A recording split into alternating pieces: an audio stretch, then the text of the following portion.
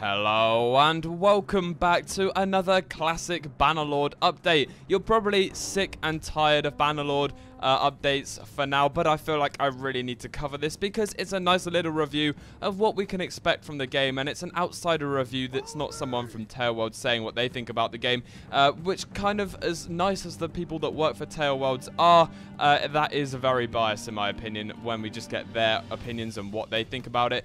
But I think when we've got the PC gamer opinions, we can actually get a structured review of what they think of Bannerlord, and that is what we have today in this PC gamer hands-on Bannerlord review article thing. So we're going to take a look at it right now. I just need to load this article up as I'm very ill-prepared as usual. So if you just pull up Mountain Blade's Twitter, which you can just, search Tailworlds and then on Twitter, and you can pull it up and follow them, by the way. It does help out a lot with Bannerlord news. And then you can find the PC Gamer article from there, and we're going to be going through it right now. So first of all, we have quite a nice screenshot, a detailed screenshot of the gameplay that we saw the other day with, I think this is the Khuzait Lancers with their very beautiful light blue shield with the golden embossed center, which is really cool indeed. You can see the banners flying in the background, and there's a lot of cavalry there as they stream forward, but nothing too different from what we've seen in the past. So the first paragraph is just him rambling on about what he thinks about the game, what we think about the game. He thinks the combat is still built upon the same foundation by flicking the mouse during an attack. Yep, we get that kind of stuff.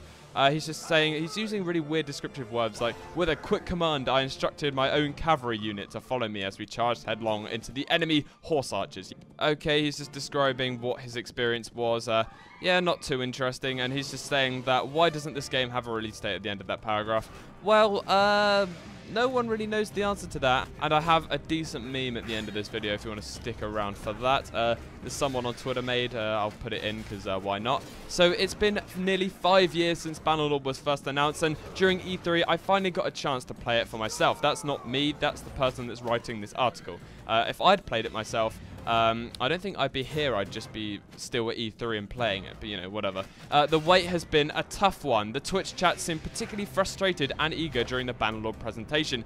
I don't think they were, well, they were very eager, I remember seeing. I couldn't actually watch the stream because I had to go out and do something, but I wasn't too eager for watching the Bannerlord stream just because I knew that it wasn't going to be anything groundbreaking, because we know the track record of Tailworld so far, but the news yesterday, if you haven't watched that video, when they're saying they're putting the finishing touches, go ahead and check that out. It does express my opinions on this game so far.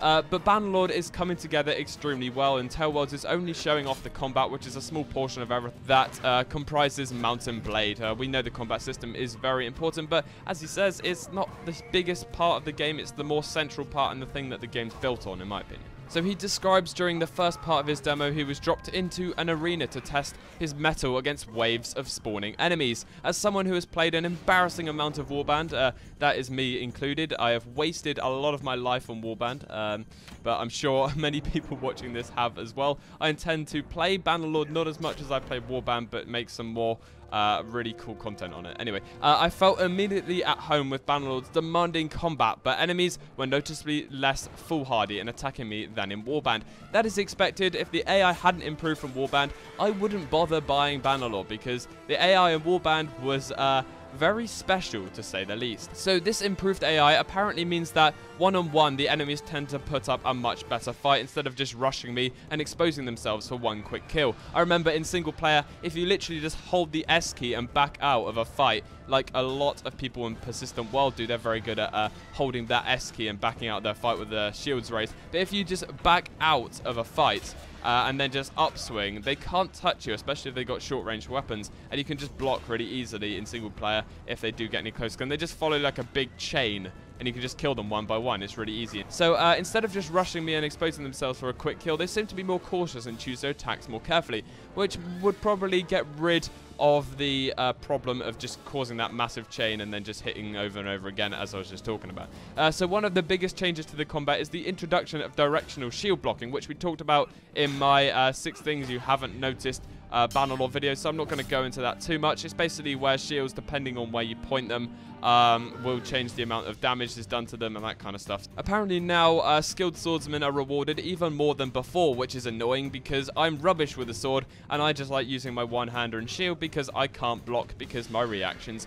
are awful. So another new improvement to the combat is the chain attacks. Again, if you really want a more detailed look on that, go to my other video. I'll offer a quick explanation now. So basically these offer more offensive options, and they also look fantastic. You would have seen it in the gameplay trailer, which you've probably seen on screen today, where he'll do a full swing and then he can do a little quick swing afterwards. So you have to complete the full motion of the attack in order to do this quick follow-up attack. So chain attacks basically weave in rhythms, and it's another type, it's like an alternative to feinting, I guess. The next part of this article shows another screenshot, which is another angle for the one that was in my thumbnail the other day, and it's got a very large Khuzait soldier on the front. He looks fat. I think it's because of the guy behind him, but he just looks really fat. Imagine if you can get fat people in Bannerlord. That would be cool. And really thin ones as well, and you can customize your whole body. I'd love that.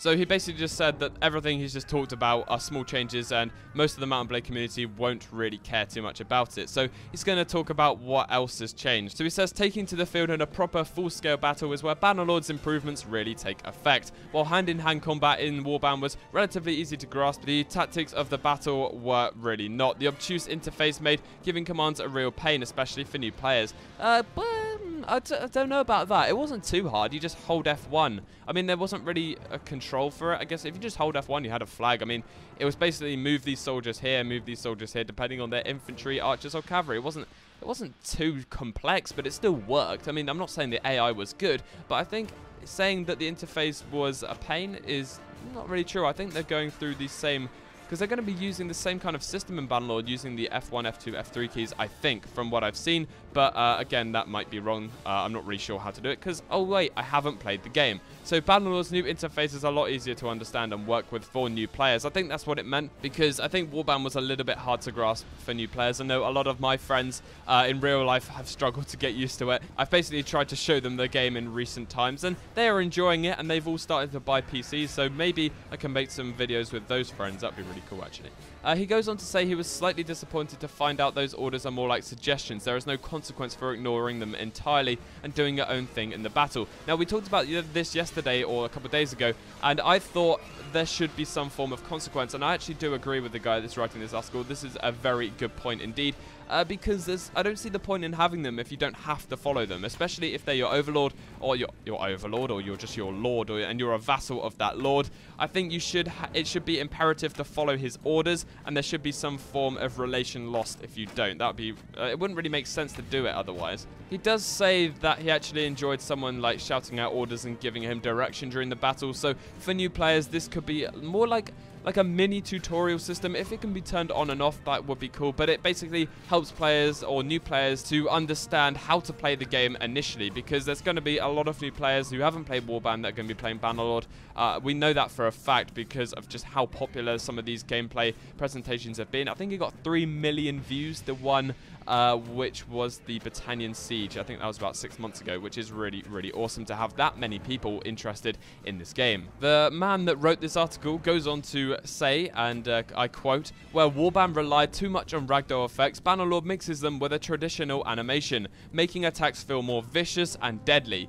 When I charged into the enemy on horseback, soldiers collapsed and twisted under the stampede of my hooves." That's confirming a feature that we thought was a thing, where there was a bowling effect when soldiers, or when cavalry soldiers actually hit into infantry, rather than just doing like some nuggety animation where they're like disabled from combat for a bit. It looks like they're actually going to be thrown on the floor. So he raked his sword across a soldier's face, and he spun with the force of the blow, dropping his sword and clutching his wound as he fell dead. That is very cool indeed. Imagine, I know it's probably quite hard to imagine because you've never really experienced something like this, but imagine grabbing a two-handed sword and hitting someone across the face. They're not just going to stand there and accept the blow. Well, that's what I think anyway. They're not just going to accept it and be like, well, that's my face. They're going to have some form of reaction to it. Maybe it's their last breath reaction. They're not just going to get hit in the face and then just collapse like they did in Mount and Blade Warband. They're going to hold their face in pain, and then you'll probably finish them off on the ground. That'd be a really cool execution thing where maybe you can stab them in the chest,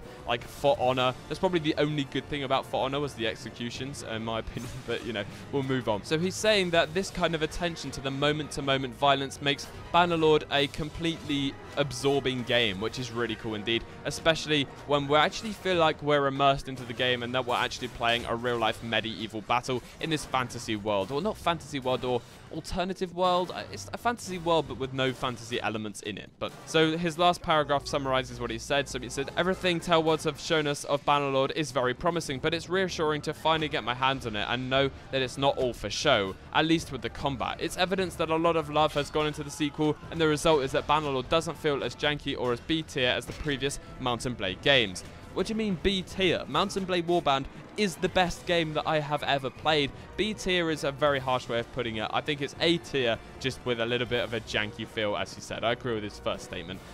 No one at Tellwords was willing to reveal even a rough window of when the game would launch, and we all know why that is, because they have absolutely no clue themselves, as far as we know. All we know is that they're just waiting to put the last touches on the game, and hopefully we'll see it by the end of this year. If we don't, I think the community is going to be very annoyed indeed. If Tellwords can also improve on the social simulation and overarching strategy in the same way they're improving the combat, the wait will be worth it. And that last line, the wait will be worth it, is a very interesting last statement, because hopefully the wait will be worth it, but I think, and that last line, the wait will be worth it, is reassuring, but we'll just have to wait and see, guys. I'm still really excited for this game, but I'm getting to the point where I've nearly got kind of had enough of waiting. I've been very lenient and kind of saying that I don't really mind waiting too long, but now I just really want this game. I'm not starting to get bored of Warband, because Warband is an exceptional game,